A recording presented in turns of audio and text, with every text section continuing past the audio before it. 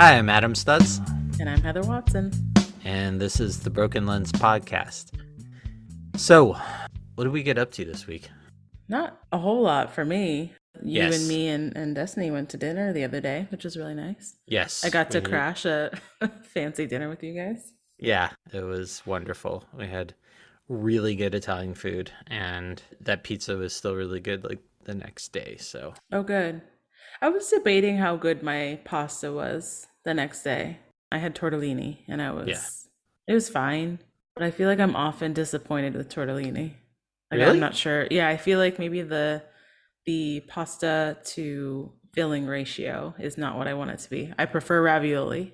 Do you go to restaurants and then you're like, I'm gonna try the tortellini because I gotta try, man. Like I gotta try the tortellini just to make sure that I'm absolutely certain that it's not as good as I expect.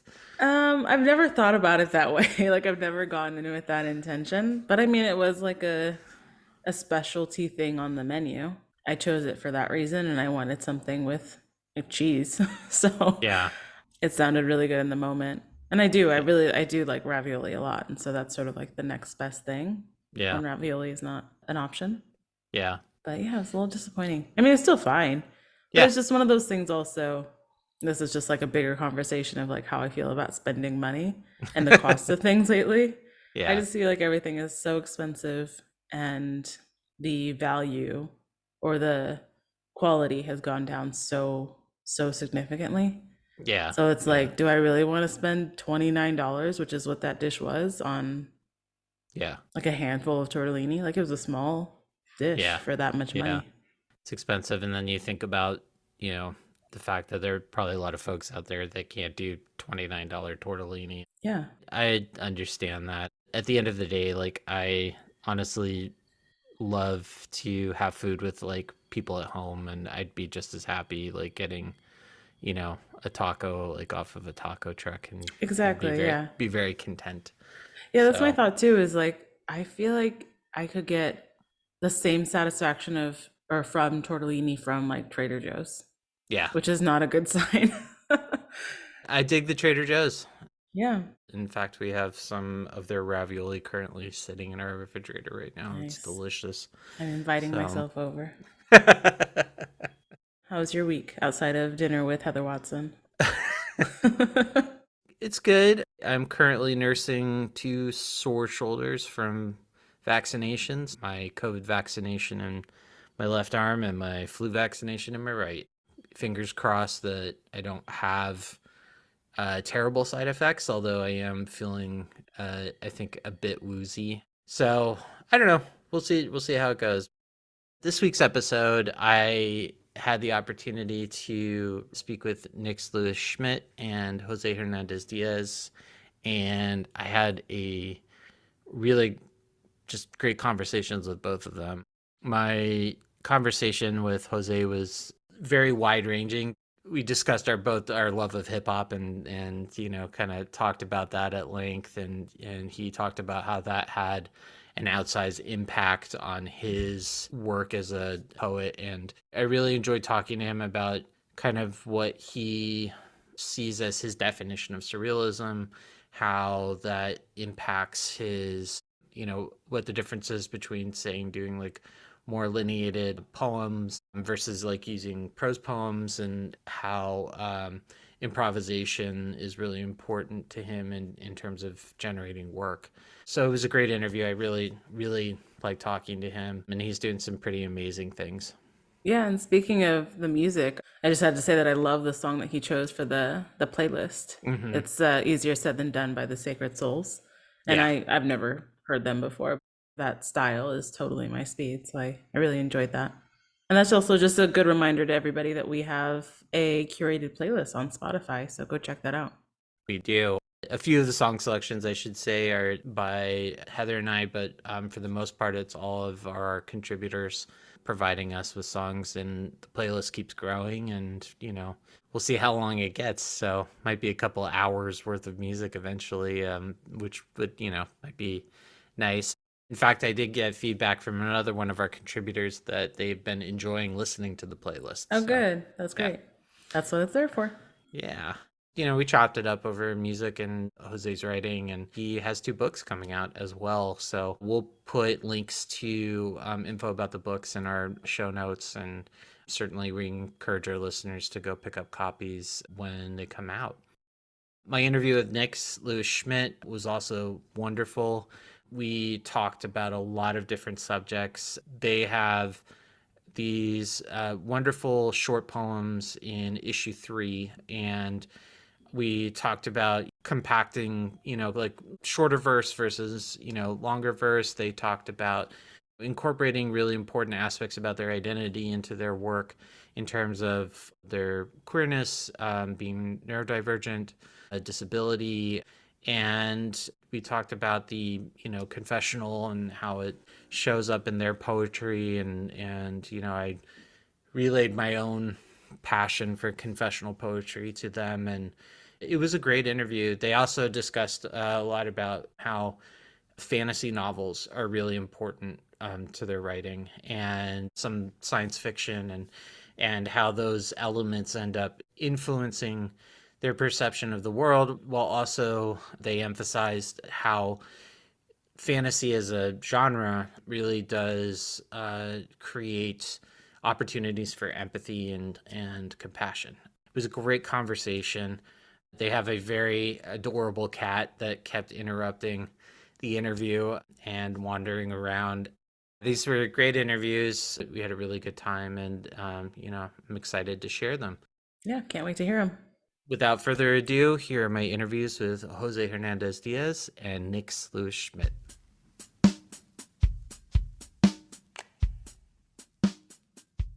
All right, Jose Hernandez Diaz, welcome to the Broken Lens podcast. Yeah, thanks for the invite. Yeah, no, we're really excited to have you here. I wanted to start off by having you read the poem "Hey," which we published in issue 2. Yeah, thank you. This is actually the last poem in one of my recent manuscripts.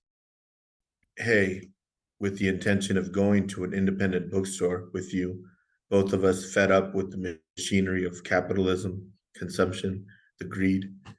Hey, with the intention of filling the void with your smile, your laugh, your kiss beneath the autumn moon. Hey, with the intention of moving to Montana with you, writing and painting, inspired by the muse of the mundane, living a minimalist lifestyle until they grant us both MacArthur grants and we can afford to fly away to the moon. One thing I love about this poem, and I think something that I've appreciated about a lot of your work, is that you're very skilled at using subtle ways to bring your readers into the poems, and then adding in these elements of subversion and critiques, specifically really great critiques of capitalism, of the, kind of the like prize machinery in this case, and trying to create these interesting juxtapositions between the drive, the thing, consumption, but also contrasting that with love. And there is this, kind of element of unrequited love, like in this particular poem itself, which I truly adore, and certainly speaks to me and my experience in terms of having a sense of unrequited love, not only with another individual, but also, unrequited love in terms of a world in which, like maybe there's an unrequited love and stuff like between you and, like, larger question of like unrequited love with society, unrequited love with institutions. And I know that Hey is one poem out of a series of poems that you've written with the same title. And I was just curious if you could elaborate kind of on the series and tell us more about it. Yeah, well, the series was written in the middle of the pandemic, and there was a trend going on in Twitter wherein folks would jokingly use the hey as an introduction, as if they were messaging like a crush that they had, you know? So sort of breaking the ice with the crush. And it was sort of heavy handed and forward and desperate and, isolated as reflected by the times of the pandemic. And so it was a playful way to sort of enter that. And it started off as just a post for Twitter that was being playful, and then I said, "Oh, this is actually like a poem." So that's how it started, and it's a series of two. And like I was mentioning, that collection written during the pandemic, it begins with the first Hey poem, and it ends with this one. That's awesome. Yeah, I love how it's just turning on a simple hello, a simple, a greeting, and then just using that as a point, a jumping off point for, for the rest of the poem. One thing that I also have noticed, and you've described about your work, is that it falls kind of under a very, broad umbrella of what would be defined as surrealism. And surrealism is an important element of you. And when I think of surrealism, like I think of like I go to like the French surrealists, like Breton and stuff. But surrealism is a much broader umbrella, and I'd be curious to see kind of like what is your definition of surrealism, and do you feel like there is too narrow an idea of what qualifies as being surrealist? Well, I'm not big on definitions to begin with. So for me, I'm just interested in the strange, the surreal, the absurd, the dreamlike, fantasy. So as far as labels, I'm not too big on even labels, like calling myself a surrealist or Mm-hmm. this or that. I think my writing can be broken down to autobiographical about my real life, which I write in linear verse, and a lot of my prose poetry, which tends to be surreal, subversive, absurdist. Mm-hmm. These I guess definitions you could use, but I'm not big on like one specific definition fitting Mm-hmm. for everybody. Yeah. Again, I think this might be something that kind of plays into the idea of like institutions or like academia in general. And perhaps it's a very human thing, but we like to classify things and like quantify them and try to put labels on them. And I wonder, in part if that stems from human beings' concern or nervousness about not being able to define something, or like not being able to exercise control over something because it can't be easily pigeonholed. Again, that's another element of your poetry that I love, is that you, as you had mentioned, you had been, you speak to your own life and your own experience and more of your linear verse. And then the prose poetry tends to be more surreal, absurdist. And I like that you stretch that gamut. And for me, it also feels like it engages with like magical realism. And so I think of, Marquez, Allende, Kundera, Murakami, Erdrich, like Anaya, and those particular, and I'm, citing novelists, although they've also written poetry, but I like those elements of magical realism in your work. You've also talked at times about like James Tate and Yeah. Charles Simic, and I was wondering, what is it about their work that inspires your own, and then how do you feel like your work is in conversation with their work? Well, I think I'm a student of James Tate's, more so than anybody in terms of how I initially got started. I was primarily writing autobiographical, first person, political, socially conscious. I was not reading white authors, white male authors. Mm-hmm. And then I discovered Tate's selected works at the library. The cover stood out to me. It had like a surreal, Dolly-like painting, and I thought this is interesting. And I looked at the book, not really paying attention to the author, just sort of reading what was in there, and I noticed it was prose poetry. I didn't know what prose poetry was back then. I don't think I had, too much experience with it at that point. It's 2014, around then. I was in graduate school, my last year, and I was taking a semester off. So I just started reading a lot of Tate's prose poems, and I noticed that the language was stripped down. A lot of the surrealism was in domestic, everyday settings, Mm-hmm. a supermarket, a local fairgrounds. So it was just interesting to me, fascinating. There was a comedic, dark humor to it. The deadpan voice and approach was, I had not read poetry like that before. Mm-hmm. Sort of sardonic and melancholy yet humorous, and it was just initially I came into art listening to underground hip hop, and Mhm. rock and roll music. So I felt like Tate was like a subversive underground hip hop artist or a subversive rock and roll Yeah, guitarist who was following his own inspirations and that's still celebrated yeah. insofar as he's won the Pulitzer and the National Book Award. So I felt like he still had an edgy, subversive quality to his otherwise widely celebrated work, you know? Hmm. That really appealed to me. Yeah. There's those similar elements in Charles Simich's work as well, where being that he grew up in former Yugoslavia and wartime Belgrade and obviously lived through horrible, horrible moments and then but still managed to take a lot of these memories and imbue them with humor, with love, with affection, while simultaneously being able to balance it out with a lot of pathos and it makes for these really wonderful, darkly funny poems that he can talk about a wide range of subjects. And I think that's also true of Tate. And I'm curious, you talk about coming up on hip hop and like rock and roll. Those are also important things for myself. I, have a deep and abiding love of underground hip hop and but also came up in the hardcore punk scene in Southern California. And how are those two, musical genres? Do they still work for you in your work? Do you feel like they still have influence over your writing? Well, I think a lot of the underground hip hop, it's essentially poetry. A lot of the Hmm. wordplay, the flow of language, the stark imagery, the urban settings, the socio-political context, the message, the voice, and it's like spoken word poetry, Hmm. and the Hmm. rhythms. And I think a lot of my attention to the musicality of a poem comes from just hours and hours of just listening to MF Doom and Yeah.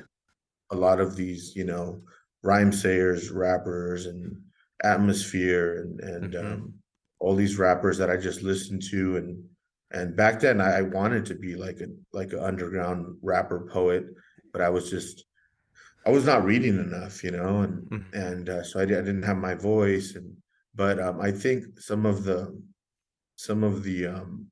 flow of language and attention to musicality is still there with me. The rock and roll, I was more about the edgy rock and roll, and Hmm. when I was in high school and after a few years after, I would listen to like emo and like the Get Up Kids Hmm. and Saves the Day, and so I think that initial at that age, especially for a Mexican American, like that's not common to listen to music that's emotional or in depth with emotion, and essentially it was poetry. A lot of the lyrics, like some of the Saves the Day lyrics, is just like from the album Stay What You Are, is very poetic. And Hmm. so essentially I was listening to poetry with music as the background, and so paying attention to musicality as well in Hmm. my poetry, which is important because I want there to be a beautiful element to it, not just on the page, but when you read it,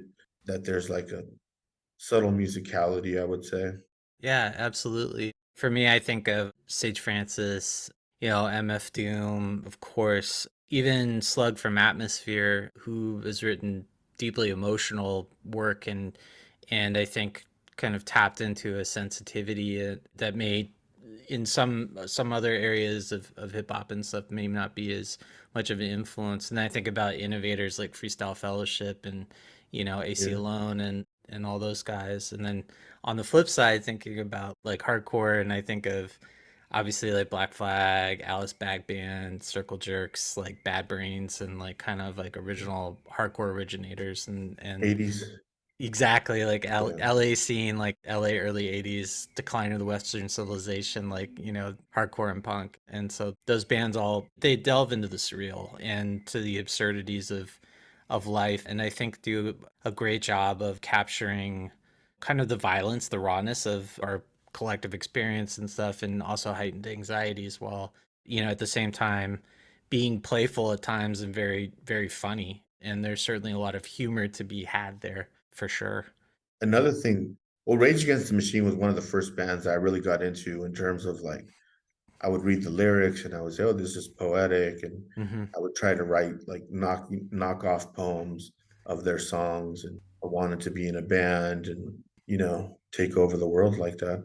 But Mm-hmm. I also did admire for like the underground rappers and some of the indie rock musicians, the sort of do it yourself aspect and Mm-hmm. like the not corporate aspect of it.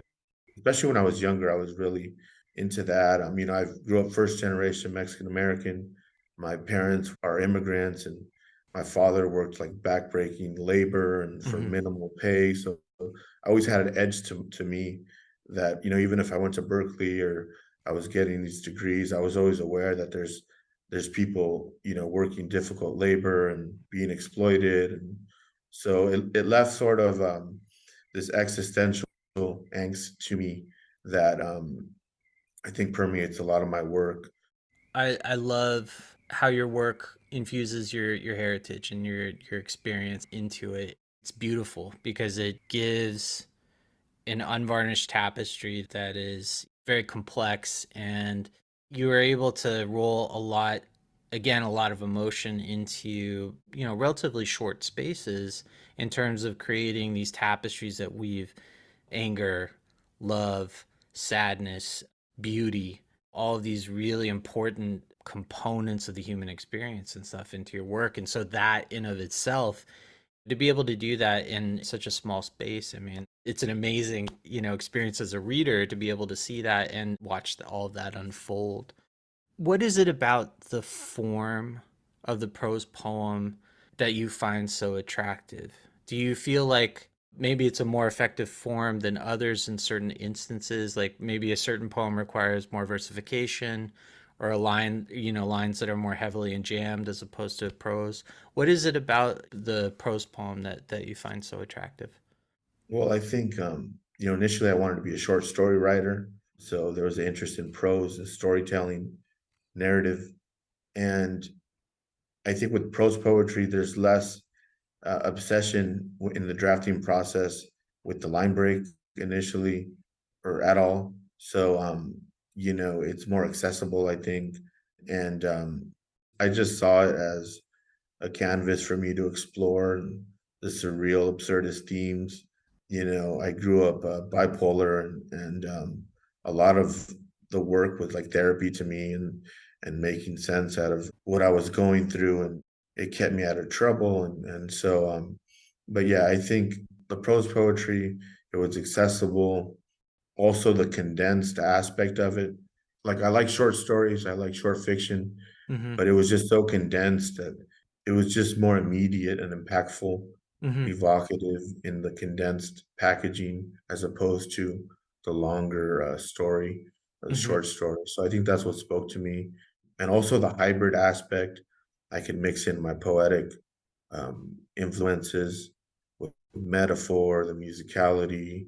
It just spoke to me, it felt like less constricted, Mm-hmm. um, free, and like an open canvas that I can work with without feeling like I had to follow these specific mathematical equations. Yeah, it's interesting too because when you mentioned short stories, I thought of there's the Israeli writer Eckhart Carrot who writes short stories, but I mean they are like a page, maybe a page and a half, Microfiction, maybe. exactly. But like Yeah. it's like he condenses everything so well, and he often leans into surrealism, absurdism. That's those are big elements in his own work. So I could see where there would be that that conversation. Yeah, you got to email me his name so I can check out. Yeah, yeah, Definitely. Girl in the Fridge is probably the most well-known collection that I can take. I mean, he's written, and Nimrod was another one that he had written, I believe, but I enjoy his work. I found myself, laughing hysterically at a lot of his yeah, stories, and some of them are horrifying, but they're yeah. still pretty funny.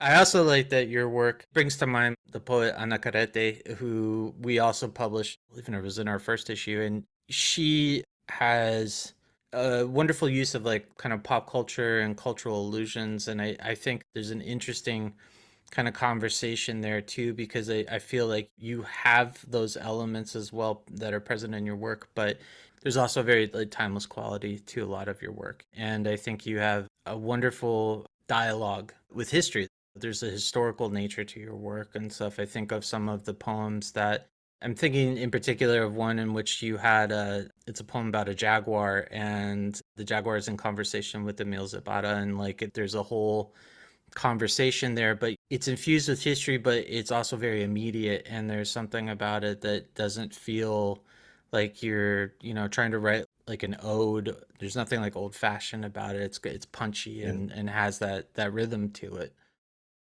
Can you talk to me about, how improvisation is important to your writing process, and what is the importance of improvisation? How does it work in your writing process?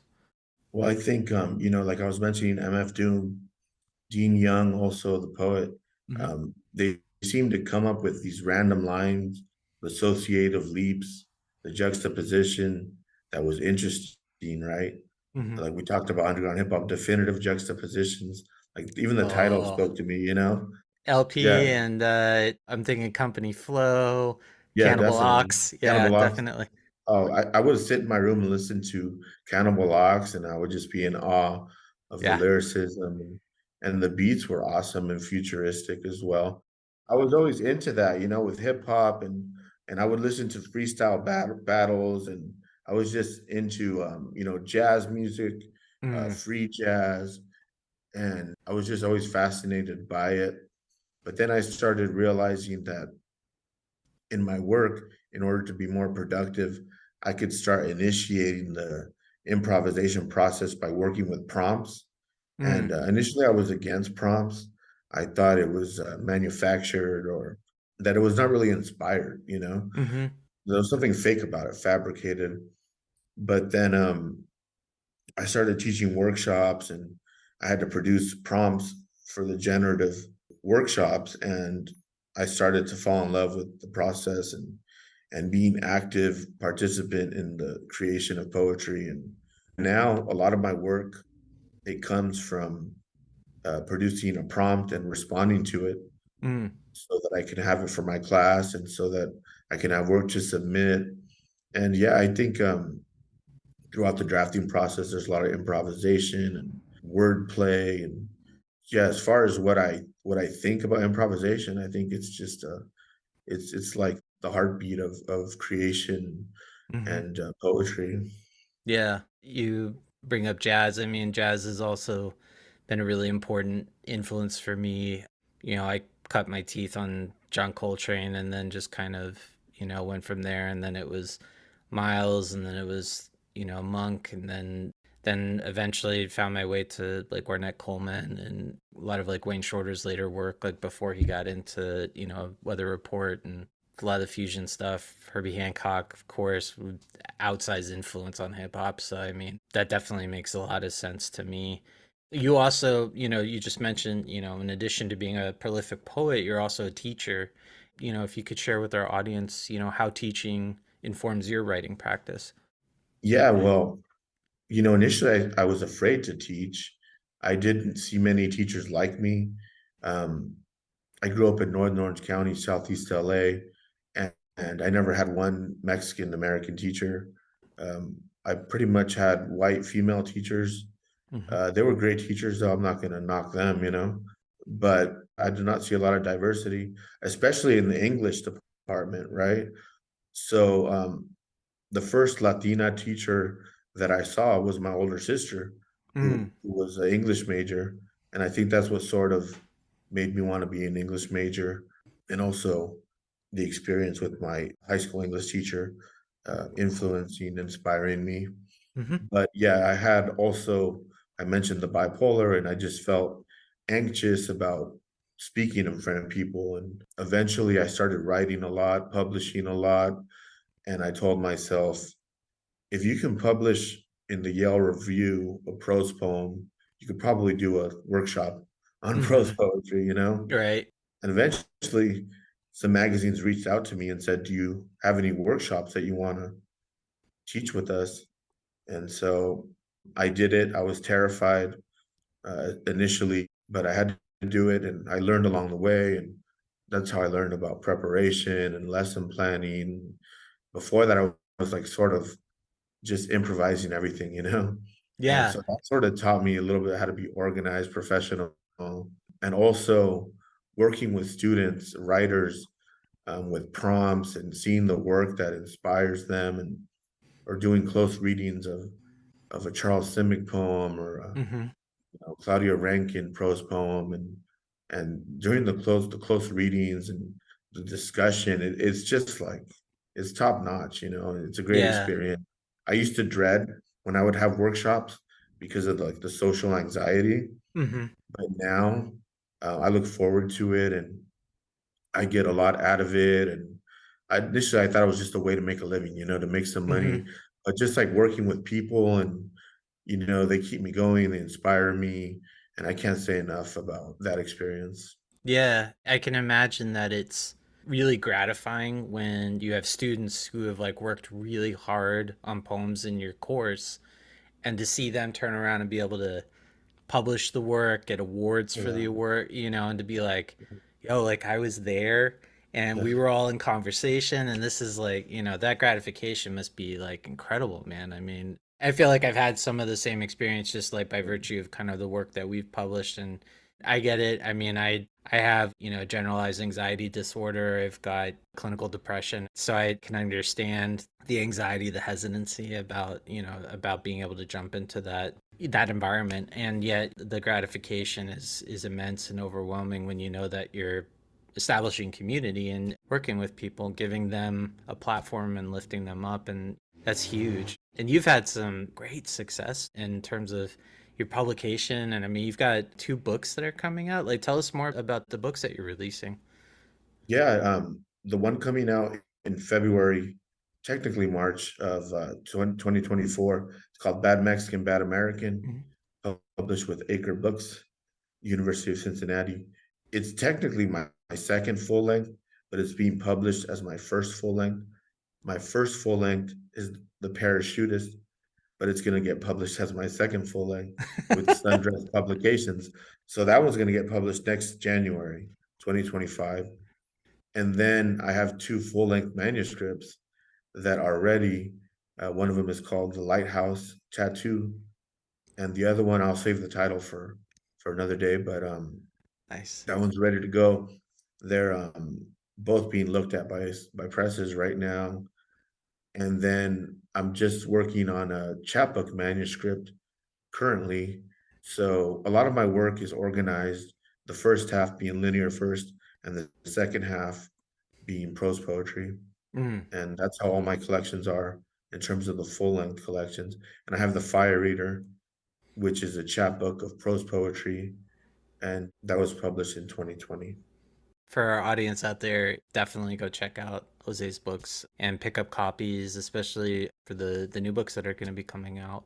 I wanted to kind of close our conversation. You had selected Easier Said Than Done by Three Sacred Souls for Yeah. our playlist. What is it about that song that's meaningful to you? Does it have something in it that inspires your writing? Tell us more about that.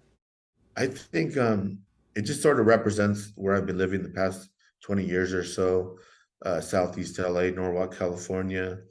It kind of has like a lowrider soul Mm-hmm. aspect to it, oldies, neo soul Mm-hmm. um, aspect to it, and I think it's just groovy and laid back, Yeah.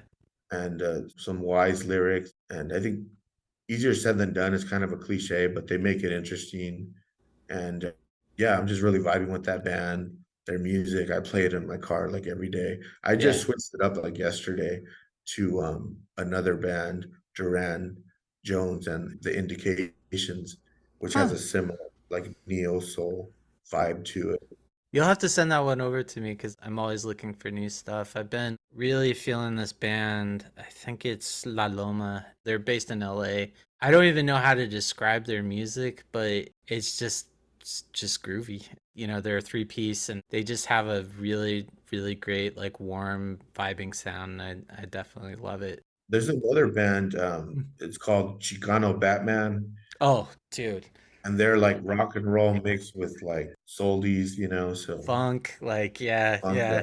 They're great. They got that like really wonderful, like warm. There's like a brass sound and stuff like on them and everything too. That yeah, They've it's been on tour with like the White Stripes. yeah, they're wonderful, definitely. They're local too. They're all LA, Southeast LA. Lastly, where can folks find you online? You can find me on Twitter at Jose Hernandez DZ. Also have a website at Jose Hernandez Diaz dot com. Awesome. If folks listening are interested, I would highly recommend signing up with Jose for his workshops because I think you'll get a lot out of it, and it would definitely be a very gratifying experience, and if anything, opportunity to expand your community. Jose, thank you so much for joining us today. We're so Oh, glad my to have pleasure. you. This was a lot of fun. Yeah, Yeah, and appreciate it. we'll be in touch. Thank you. Take care. Bye. Nyx Lewis-Schmidt, welcome to the Broken Lens podcast. Thank you. I'm excited to be here. I was wondering if you could start by reading Crisscross. Yeah, of course. A glitching hologram, he says, when she asks what it feels like, or grotesquely melting paraffin from a boy-shaped candle. It feels like peacock plumage in neon, like Spock at a Star Wars convention. It feels, he says, quietly obscene, absurd, overexposed. It feels wrong. I love the terse lyricism in the poem. I'm very partial to brevity in writing. I love, that Crisscross it's a terse lyric that compresses so much energy into just a few lines, often that are just composed of a few words, yet you have so much going on in this small space. And you allude to other genres. There's sci-fi elements, there's pop culture references, obviously references to Star Wars and Star Trek. Yet you never move away. There's always the constant thread of anxiety. There's a struggle with identity that the poem dives into.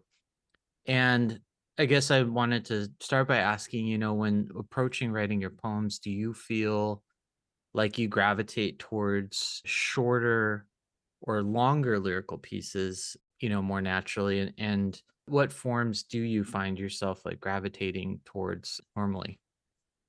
Yeah, I usually gravitate more towards shorter poems, but I have written some longer ones. But usually if I'm writing a long poem, I break them up into sections. So it'll be, section 1, section 2, section 3, because I find that really helps me to keep them that kind of contained. If I'm trying to, if I go into a poem and think I'm going to write a long poem, I feel like I lose something in the wordiness, in the length. I think one of poetry's strengths is how much you can say with so little. It was always, do I really need these words, these extra little words? How much can I say in a short sentence, in a short line? And really trying to kind of pack as much power and emotion into the smallest package. Absolutely. I love that about the momentum that it creates. There's I guess for kind of lack of a better term, like an atomic energy, almost like, you think about the splitting of an atom and how something so small can create such massive amounts of energy and have such a significant impact on nature, on human beings, on animals, on the universe itself. I say this having a very pedestrian understanding of physics, but it's quite remarkable. And I think there's a Dickinsonian element to your writing. There's certainly a sapphic quality to it, and I mean that also in terms of the poet's FO, and I think that that's something that is very present in terms of like the shortness. And I like how you talk about kind of almost like sequencing the longer poems, because I find that I also, when I'm doing my work, oftentimes longer poems will be comprised of these very short, almost pieces of minutia that just manage to find themselves into the work. And I like that kind of sponginess, I guess, of, bringing all these different like elements in from surrounding environment and life experience and everything. I also note again that there are confessional elements in your work, and I don't mean that in the pejorative sense, because I have a deep and abiding love for confessional poetry. Safe to say that the confessional poets were extremely important in my growth as a writer. And I think that, leaving a lot of the debate aside about, the merits of confessional poetry, which I think oftentimes criticism levied at it is often sexist, ableist, and there's also, troubling history to confessional poetry as well. But do you find yourself embracing the label, like the confessional label at all, or not? And if yes, why? And if not, why? Um, it's not a label I've really thought about much, despite the fact that I'm pretty like deeply consider myself a poet. My education into poetic systems and labels and movements is actually kind of lacking. Um, so I guess my style of poetry comes more from myself than it does from any particular understanding of other traditions of poetry. I do find that in terms of the way that I present my poetry, I've been influenced a lot by slam and spoken word poetry and the lyricism and the emotion that they present there. But based on the way that you were, talking about confessional poetry, I would say it's a label that I can apply to myself. It is, a lot of the times when I'm writing, it's discovering something I didn't know I needed to say. Mm. I have alexithymia, which means that I have a really hard time identifying, feeling, and communicating my emotions. Mm. So, a normal person, you ask, how are you feeling? And they're like, oh, I'm angry, I'm happy, I'm whatever. You ask me how you're feeling, I'm like, I don't know. Right. I really don't, until like 3 hours later when I'm like, is that what was happening? So poetry for me, it gives me a chance to use metaphor and imagery to discover what I'm feeling, because the words that I choose, the words that I'm drawn to, when I look back at them and see how I put them together, I'm able to kind of read my own poetry as an outsider and say, Mhm. oh, so this is what I needed to say. And I didn't know beforehand that that Mhm. was inside me. And Mhm. now it's like I was able to put it out there and understand myself. I really appreciate how you frame that, because I feel like for a long time ago, either I read this somewhere or someone had intimated this to me, but once the poem is out there on the page, it kind of takes on a life of its own. And I feel like the ability to create objective distance between yourself and whatever the poem is expressing, and how it's whatever subject matter it might be wrestling with, that objective distance is really important. And I know for myself, like it's important because the editorial process for me is where most of my writing happens. I also appreciate being able to remove myself from the work once it's, kind of out there, because then I can see, okay, it has a life of its own, and it's, like I kind of want to send it off into the world and let it live its life. And I've heard people use similarly, like a poems like a child, you birth it and then you kind of send it off into the world and, wish the best for its life. Your book, Claimings and Other Wild Things, which is out from Latitude 46 Publishing. And for our listeners, definitely go out and pick up a copy. Your book explores lived experience as a queer, non-binary, neurodivergent, and disabled poet. And that experience in turn, it's infused in your work. I focus heavily on my struggles with a generalized anxiety disorder and depression and things that I take medication for. Your poem Respite really struck a chord with me. In fact, I just before we started our recording, I have a robin's egg pill that I also popped before I got on. And I wanted to ask you, how do you feel? And I think this is an important distinction. Not so much how do those aspects of your identity and your life inform your writing, but how do they strengthen your writing?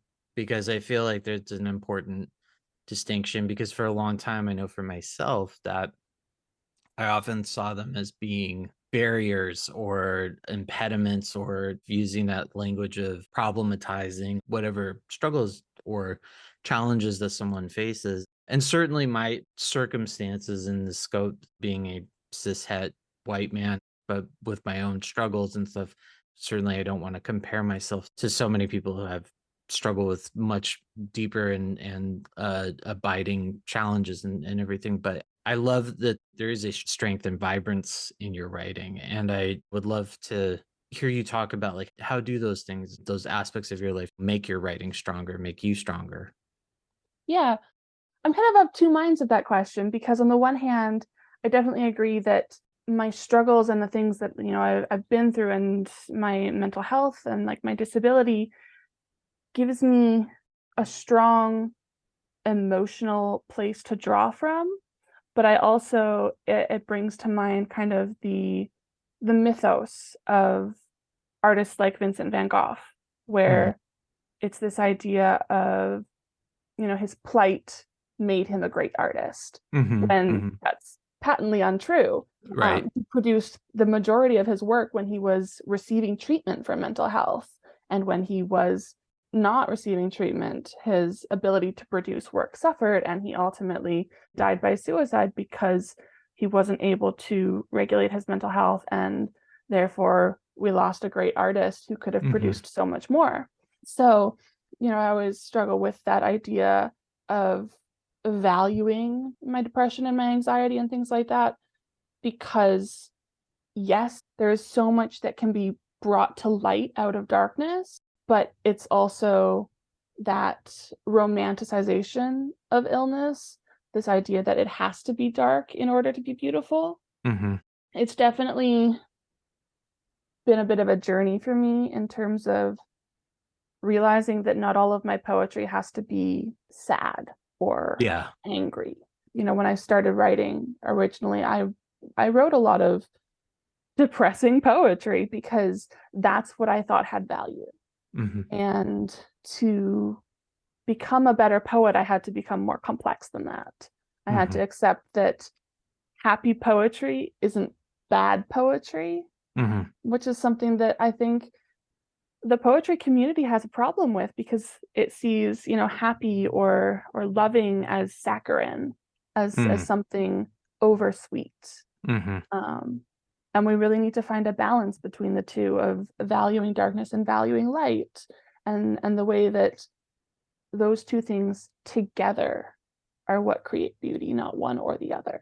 I love that you point out that the enduring myth of the tortured artist is something that's still very prevalent in poetry and in writing, art, what have you. And I too can speak from personal experience, especially prior to the pandemic. I made the really bad decision of going off of my medication, which was terrible, and then enduring a lot of struggle, which was not a productive time, at all for me. And I think that you're correct in kind of pointing out that it's not living in the myth of the tortured artist. But when I think of my depression, my anxiety disorder, for me it gives me strength, because sometimes it can help me create a bond with someone else. Sometimes it can inform my patterns of language and my certain rhythms and things like that. So there are tools that are kind of emerge out of what would seem like an impediment to someone who maybe was a diagnostician or someone who's in that place. And I like that you touch on happiness, because I recently spoke with other poets about the fact that humor in poetry, which is something that I would like to engage with more, is sometimes hard to come by. And to your point, it can seem saccharine and forced and not natural to the conversation. But when it's executed well, it's really wonderful and surprising. And I just had the privilege of seeing Carla Lamb, a poet who resides here in Los Angeles, last night, and she performed a crown of sonnets that she had written, and they were very touching and very moving, but they were also really funny, like really, really funny. And she has a really great kind of internal mechanism. And I appreciate that, that's something that you're also striving for, that we can take happiness and humor and sweet things and stuff and still treat them seriously as like subjects, like within writing. I wanted to see if you could read Respite. Yeah, for sure. The pill is robin's egg blue. Would maybe crack the same between their teeth, spill bitter guts onto their tongue if they bit down. Bite down. Bite down, come the little whispers, but they can't, shouldn't, won't. Only sip water cold and crystalline, so like a magic trick, the pill slips down their throat and disappears, disappearing them in turn into dreams for just a little while. And again, this poem hits home for me. I have my medication routine that I have every day. In fact, I have, oh, here it is. I have my pill box that I yeah. It's a little soda can. My pillbox is shaped like a little soda can, and I Oh, love it that's so really much. cool. Yeah, I find that making it something fun like that helps me keep up with organizing my meds in advance so that I Yes. actually take them. I have about 50 reminders, and I still manage to sometimes I'll be like, why am I so irritated right now? And then I'm like, yeah, I've totally forgot to take my medication about 8 hours ago. This is a kind of generic question, but can you kind of elaborate on what your writing process looks like? How does your writing unfold? That depends on whether a poem comes to me naturally or if I sit down and decide I want to write. A lot of times I tend to let the poetry come to me. So I'll just, an event happens and I'm feeling a lot of emotions and I go, okay, I need to write this into a poem. So I sit down and it just sort of happens. Yeah. But when I do decide, I want to sit down and I want to write something, one of the things that I do most frequently is I go to a random word generator. And I love to have, there's a particular one that I really like. That's the Robert Peake Poetry Prompts website. And I find they give the most interesting words. Nice. And I get, I think 5 words generated. And I look at them and I go, okay. And usually 1 or 2 of them really catches my attention. And it starts to form a feeling or a setting or an image. And I work from there and keep trying to weave those words in. And I always find that it ends up in a really interesting direction. So that's something that I really love, is putting myself in a position to explore words that I wouldn't necessarily naturally reach for. And I find that really tends to enhance my poetry by putting me a little bit outside my comfort zone, but also giving me, direction and the chance to think about new words and new sounds. I had a poet once show me there's that feature on phones with text messages where you can just kind of, drag your finger like over the keyboard. And that's how she created prompts, was that she would just randomly, kind of swipe her finger back and forth, and then it would create a random sequence of words. And that would be the jumping off point for her. And I've also used that in trying to generate work at times, just to kind of throw something out of left field. I love that idea of found language is also really important, and considering that, we're bombarded with so much language all the time. And given that we live in this hyper connected world, there is no limit to the amount of, I think, of the amount of language that's kind of floating out in the ether, to be able to grab at. You also discuss other genres of writing and authors. I've read an interview, I think it was in Sudbury Times, I believe. It was a newspaper up in Ontario, and you Yeah. had talked about other genres of writing, and particularly fiction and fantasy and horror. And can you talk about those genres of writing, like how they impact your work as a poet and how they helped your growth as a poet? Oftentimes I know for myself, when I'm writing poetry, sometimes I can end up going into a bit of a rabbit hole with poems, and I need to pull myself out and read, an essay collection or a novel to kind of find some equilibrium again. And so I'm curious as to, how those other genres inform your work. Yeah. So fantasy is like the big genre that I read, Mm, and of course the one that I write is like my narrow little focus of, yeah, if I'm going to read something, I want it to take me out of my head, out of my mhm, body, out of my world. I want to go somewhere else where there's magic. And I think that's a lot of what poetry can do sometimes too, is it takes you out of yourself, not in the same way, but it takes you out of yourself by connecting you to someone else's experience. mhm, Very much a genre of empathy.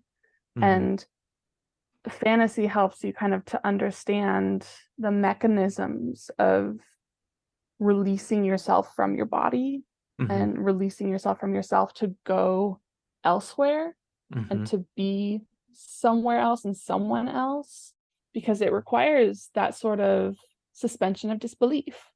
mhm, And that's part of what empathy is, if you really think about it. It's suspending yourself and walking in someone else's shoes. mhm, And also, I love the way that fantasy writes in so many different styles. mhm, You get really, really lyrical fantasy novels like Erin Morgenstern's The Starless Sea, mhm, which, even though it's prose, is very much a poetic experience in the sense of it being a bit like a dream. mhm. And then, on the other end of the spectrum, you get very solid writing like Robin Hobb's Assassins, etc. I can't remember which one is the first one. And it really helps you to explore the different ways of writing within a genre. Mhm. And I think that's really applicable to poetry as well, because, there's so many different flavors that you can taste the words in. Mhm. Yeah, Because to yeah. me, when I'm writing poetry, words very much have flavor. And it's how I choose what kind of synonyms I want. It's not about, oh, this one means this and this one means this. It's very much the flavor that the word has and the Mhm. sounds that the words have. And that distinction comes from the same kind of distinction of different ways of writing the fantastic. Absolutely. I will admit that my knowledge of fantasy is lacking, but I have many friends who love fantasy and sci-fi. And as we continue to evolve in literature, I like the fact that so many of the kind of barriers are starting to be broken down. And so what's regarded Yeah. as, high literature versus, something that would be very much like a specialty genre, or like, something that is considered to be a little more pop and stuff. Like all of those lines are getting erased and blurred and Yeah. recombined. And I have friends who are working in trying to figure out how to combine their passion and love of video games with poetry and how those two combine. And one of the poets that we had published, Francesco Lovato, like does a lot of work in that space, and it's really great.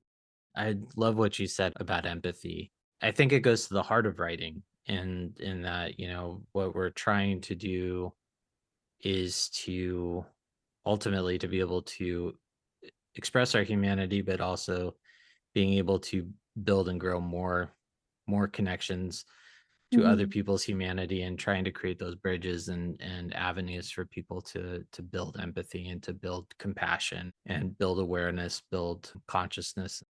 For our playlist, you had selected Love Letters to God by Nako and Medicine for the People. And Yeah. I wanted to just kind of ask, why did you choose that song? And does the song have an influence on your writing, or does it provide some form of inspiration for you?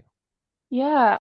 It was so hard to pick one song because I listened to a fair amount of different kind of genres and styles of music, and to pick just one is like It's Yeah. not just picking your favorite, it's also trying to pick what you're most interested in sharing with other people.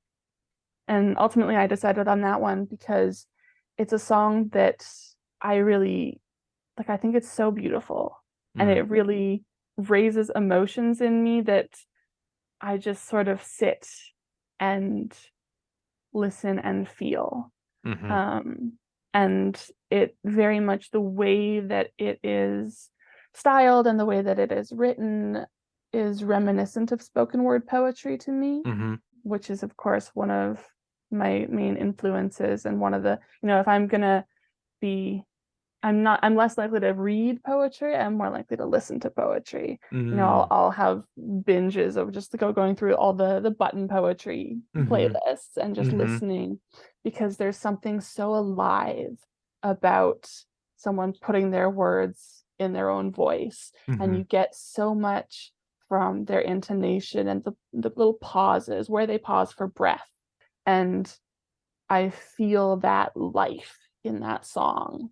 And I also just, I'm not Christian, I'm not Catholic, I don't necessarily believe in God. I'd call myself a pagan agnostic, and I have many problems with standardized religion for probably fairly obvious reasons. Absolutely. But I find faith so beautiful. That absolute conviction in something greater than yourself is so incredible, because it doesn't have to be a patriarchal power. It can be an acceptance of the interconnectedness of everything. And I find that song is a soft faith, a gentle faith, a gentle God. And that is just so kind of dazzling to listen to, and to, for a moment, put yourself in that place of opening yourself to the world. Yeah. The Romantic poets, they had talked a lot about a idea of God being this kind of immersive force in the universe, and that we are, as human beings, we're minutia within this very vast expanse in the cosmos, and taking comfort in the idea of being so small and so minuscule, and yet being able to be awestruck and to delight in the immensity of the universe. And that's wonderful that you have that in this particular song choice. Are there any projects that you wanted to promote, publications, any events, or where can folks find you online? I'm on Instagram. I run a bookstagram, so if people want to listen to me talk about books, Nice. it's called Cane and Pages, Cane _and_ pages. I'm on Facebook. I've just had a poem called Devotion published in Dark Winter Literary Magazine. My cat is being adorable. Your cat is very adorable. That is a very lovey-dovey cat. His name is Toast. That is awesome. Oh, Toast the cat. Yes. Yeah. We have a running joke that my sister is a golden retriever and I am a stray cat.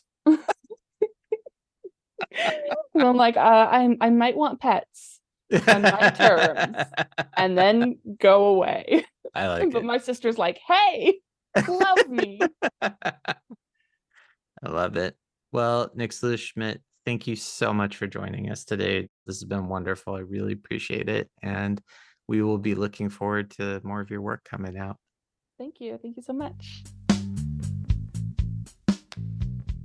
Thank you so much to Jose Hernandez Diaz and Nyx Lewis-Schmidt for joining us on this episode. Please be sure to like and subscribe. And if you're enjoying the podcast, leave us a review. And as a reminder, we do accept submissions year-round at brokenlensjournal.com. Free submissions. Thanks to our producer, Destiny.